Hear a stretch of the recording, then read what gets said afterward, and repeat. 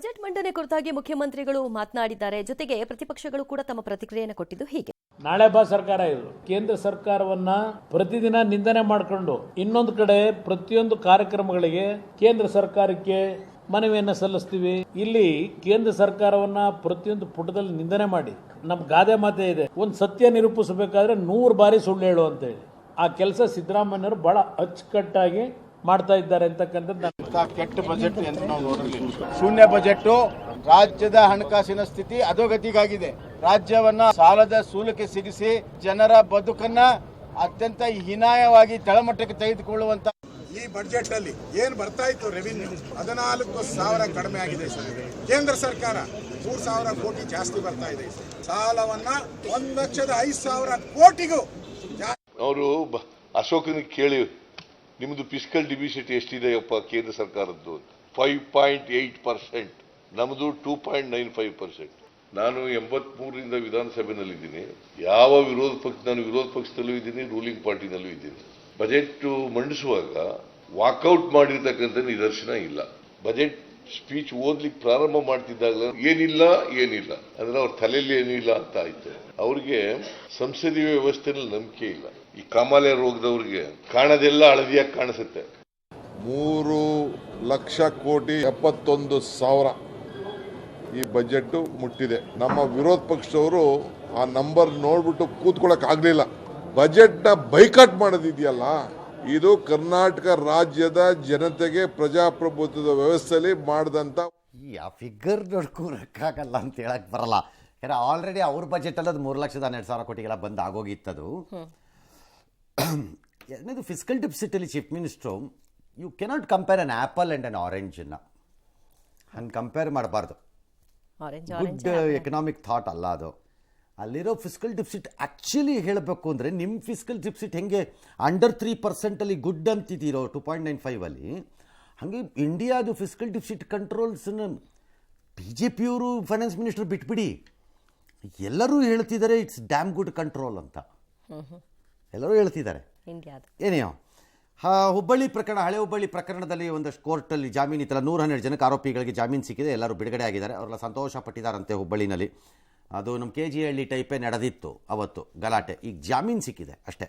ಇತ್ತ ಹೈಕೋರ್ಟ್ಗೆ ಹೋಗಿತ್ತು ಅನಂತಕುಮಾರ್ ಹೆಗಡೆ ಅವರ ಕೇಸು.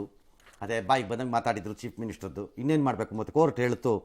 ನ್ಯಾಯಮೂರ್ತಿ ಕೃಷ್ಣ ದೀಕ್ಷಿತ್ ಅವರ ಪೀಠ ಇತ್ತು. ಅವ್ರು ಹೇಳಿದ್ರು, ಅಲ್ರಿ ಮುಖ್ಯಮಂತ್ರಿ ಪ್ರಧಾನಮಂತ್ರಿಗೆ ಗೌರವ ಕೊಡೋದು ನಮ್ಮ ಜವಾಬ್ದಾರಿ. ಅವ್ರ ಪಾಲಿಸಿ ಅವ್ರು ಇಷ್ಟ ಆಗದೆ ಇರ್ಬೋದು, ಆಗದೇ ಇರ್ಬೋದು, ಅದಕ್ಕೆ ಭಾಷೆ ಏನಿದು ರಾಮ ಭೂಮಿ ನಿನ್ನದಲ್ಲ ಮಗನೇ ಇಂಥವರೆಲ್ಲ ಮಾತಾಡ್ತಾರೆ, ಇದೆಷ್ಟು ಕೀಳು ಭಾಷೆ ಇದು ಅಂತ ಸರಿಯಾಗಿ ಹಿಡ್ಕೊಂಡು ಇಕ್ಕಿದ್ದಾರೆ. ಸರಿಯಾಗಿ ಮಾಡಿದ್ರಿ ಸರ್, ಥ್ಯಾಂಕ್ ಯು ಸರ್. ಹಾಂ, ಪಾಠ ಆಗಬೇಕು ಎಲ್ಲರಿಗೂ. ಇದು ನಿಜವಾಗ್ಲೂ ಹೇಳ್ತೀನಿ, ಅದು CMR ಆಗಲಿ PMR ಆಗಲಿ ಪಾಠ ಆಗಬೇಕು. ಬಟ್ ಆ ಬಲವಂತ ಕ್ರಮ ತಗೋಬೇಡಿ ಅಂತ ಹೇಳಿದಾರಂತೆ. ಇನ್ನು ಈಶ್ವರಪ್ಪ ವಿರುದ್ಧ ದಾಖಲಾಗಿದ್ದ FIRಗೆ ಅದೇ ಗುಂಡಿಕ್ಕಿ ಕೇಸಲ್ಲಿ ಹೈಕೋರ್ಟು ತಡೆ ಕೊಟ್ಟಿದೆ. ಚುನಾವಣೆಗೆ ಬಾಕಿ ಇರೋದು ಕೆಲವೇ ದಿನ. ಕಾಂಗ್ರೆಸ್ಸಿನ 3 ಖಾತೆಗಳನ್ನು ಇನ್ಕಮ್ ಟ್ಯಾಕ್ಸ್ ಅವರು ಸೀಸ್ ಮಾಡಿಬಿಟ್ರು, ಫ್ರೀಸ್ ಮಾಡ್ಕೊಂಬಿಟ್ರು. ಅಯ್ಯೋ ನಮ್ಮ ಹತ್ರ ಕಾಸೇ ಇಲ್ಲ, ಚುನಾವಣೆಗೆ ಹೋಗೋದು ಎಲ್ಲಿ ಬಂತು, ಸಂಬಳ ಕೊಡೋಂಗಿಲ್ಲ, ನ್ಯಾಯ ಯಾತ್ರೆ ಮಾಡೋಂಗಿಲ್ಲ, ಚುನಾವಣೆಗೆ ಹೋಗೋಂಗಿಲ್ಲ ಅಂತ ಕಾಂಗ್ರೆಸ್ನವ್ರು ಅಬ್ಬರಿಸಿ ಬೊಬ್ಬಿರಿದ್ರು ಪ್ರತಿಭಟನೆ. ಸರಿ, ಆಮೇಲೆ IT ಅವ್ರು ಹೇಳಿದ್ರು, ಇಲ್ಲರಪ್ಪ ವಾಪಸ್ ಆಕ್ಟಿವ್ ಮಾಡಿದ್ದೀವಿ, ಹೋಗಿ ಎತ್ಲ ಕಡೆಗೆ ಅಂತಂದ್ರು. ಈಗ ಆಕ್ಟಿವ್ ಮಾಡಿದಾರಂತೆ. ಒಟ್ಟಲ್ಲಿ ಅದೊಂದು ಫೈಟಿಂಗು. ಇವತ್ತು ಡೆಲ್ಲಿನಲ್ಲೆಲ್ಲ ಸಿಕ್ಕಾಪಟ್ಟೆ ಜಗಳ. ದೆಹಲಿಯ ಗಡಿಯಲ್ಲಿ ಪ್ರತಿಭಟನೆಯನ್ನ ರೈತರು ನಡೆಸ್ತಾ ಇದ್ದಾರೆ. ಗ್ರಾಮೀಣ ಭಾರತ ಬಂದ್ಗೆ ನೀರಸ ಪ್ರತಿಕ್ರಿಯೆ ವ್ಯಕ್ತವಾಗಿದೆ. ಪಂಜಾಬ್, ಹರಿಯಾಣದಲ್ಲಿ ಕೆಲವು ಕಡೆಗಳಲ್ಲಿ ಮಾತ್ರ ಪ್ರತಿಭಟನೆಗೆ ಸೀಮಿತ ಆಯಿತು. ಇನ್ನೆಲ್ಲೂ ನಡೆದಿಲ್ಲ. ಭಾನುವಾರ ಟಾಕ್ ಇದೆ ರೈತರದ್ದು ಮತ್ತು ಕೇಂದ್ರ ಸರ್ಕಾರದ್ದು. ಆಗ ನೋಡೋಣ ಅದು ಏನಾಗುತ್ತೆ ಅಂತ. ಒಪ್ಪಂದ ಬರುತ್ತೆ. All right. ರಷ್ಯಾದಲ್ಲಿ ಅಧ್ಯಕ್ಷೀಯ ಚುನಾವಣೆ ನಡೀಬೇಕು. ಈ ಹೊತ್ತಲ್ಲಿ ಮಹತ್ವದ ಬೆಳವಣಿಗೆ. ಅಧ್ಯಕ್ಷದ ಪುಟಿನ್ ಪ್ರತಿ ಅಭ್ಯರ್ಥಿ ಅಂದರೆ ಅವರ ವಿರೋಧಿಸುವವರು ಕಟು ಟೀಕಾಕಾರ ಅಲೆಕ್ಸಿ ನಾವಲ್ನಿ ಜೈಲಿನಲ್ಲೇ ಮೃತಪಟ್ಟಿದ್ದಾರೆ. ಭಾಳ ಆರ್ಕಿಟಿಕ್ ಪ್ರಿಸನ್ನಲ್ಲಿ ಹೋಗಿದ್ದಾರೆ ಅಂತ ಇವತ್ತು ಅನೌನ್ಸ್ ಮಾಡಿದ್ದಾರೆ. ಭಾಳ ಮೋಸ. ಅಲ್ಲಿ ರಷ್ಯಾನಲ್ಲಿ ಡೆಮಾಕ್ರಸಿ ಇದೆ ಅಂತಾರಪ್ಪ, ಅದು ಯಾವ ಡೆಮಾಕ್ರಸಿನೋ ಏನೋ, ಯಾರು ಸ್ಪರ್ಧೆನೇ ಮಾಡೋಂಗಿಲ್ಲ ಅವ್ರ ವಿರುದ್ಧ ಇರೋರ ಮೇಲೆ. ಇನ್ನು ನಮ್ಮ ದೇಶದಲ್ಲಿ ಇಷ್ಟೆಲ್ಲ ಇದೆಯಪ್ಪ, ನಮ್ಮಲ್ಲಿ ಡೆಮಾಕ್ರಸಿ ಇಲ್ಲ ಅಂತಾರಪ್ಪ. ಇರೋ ಕಡೆ ಇಲ್ಲ. ಏನು ಆಶ್ಚರ್ಯ ಆಗುತ್ತೆ. ಅಲ್ಲಿದನ್ನು ನೋಡಿದ್ಮೇಲೆ ಇಲ್ಲಿದನ್ನು ಏನಂತ ಕರೀಬೇಕು ಹಂಗಾರೆ? ಇಲ್ಲ, ನಾವು ಹಿಂಗಂತೀವಿ. ನಾವಲ್ಲಿ 2 ವರ್ಷದಿಂದ ಜೈಲಲ್ಲಿದ್ದರು, 19 ವರ್ಷ ಜೈಲಿಗೆ ಶಿಕ್ಷೆ ಗುರಿಯಾಗಿದ್ದರು. Just 47 years.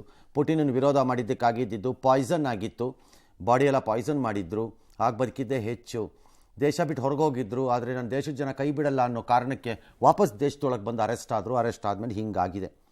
ಇದು ಹಣೆ ಬರಹ. ಇನ್ನು ಬೆಂಗಳೂರು ಶಿಕ್ಷಕರ ಕ್ಷೇತ್ರದ ಉಪಚುನಾವಣೆ ಶಾಂತಿಯುತವಾಗಿ ಮುಗಿದಿದೆ. 86.38% ಮತದಾನ ಆಗಿದೆ.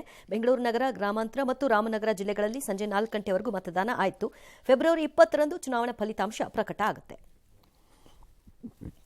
ಪೇಟಿಎಂ ದಿನ ಸಂಕಷ್ಟ ಮುಂದುವರೆದಿದೆ. ಫಾಸ್ಟ್ಯಾಗ್ ಜಾರಿ ಮಾಡುವ ಬ್ಯಾಂಕ್ಗಳ ಪಟ್ಟಿಯಿಂದ ಅದನ್ನು ಪೇಟಿಎಂ ಪೇಮೆಂಟ್ ಬ್ಯಾಂಕನ್ನು ತೆಗೆದಿದ್ದಾರೆ. ಯಾವುದೇ ಅಡ್ಡಿಯಾತಂಕ ಇಲ್ಲದೆ ಪ್ರಯಾಣ ಮುಂದುವರಿಸೋಕ್ಕೆ ಫಾಸ್ಟ್ಯಾಗ್ ಖರೀದಿ ಮಾಡಬೇಕಾಗತ್ತೆ. ಮುಂದುವರಿಸಿ ಸೂಚಿಸಿದ ಬ್ಯಾಂಕ್ಗಳಿಂದನೇ ಮಾಡಿ ಅಂತ ಹೇಳಿದ್ದಾರೆ. ಗೊತ್ತಿಲ್ಲ ಏನಾಗುತ್ತೋ ಏನೋ. ಫಾಸ್ಟ್ಯಾಗ್ದು ಜನಕ್ಕೆ ಸ್ವಲ್ಪ ತೊಂದರೆ ಆಗತ್ತೆ. ಭಾಳ ಜನ ಮಾಡಿಸ್ಕೊಂಡಿರ್ತಾರೆ ಪಾಪ.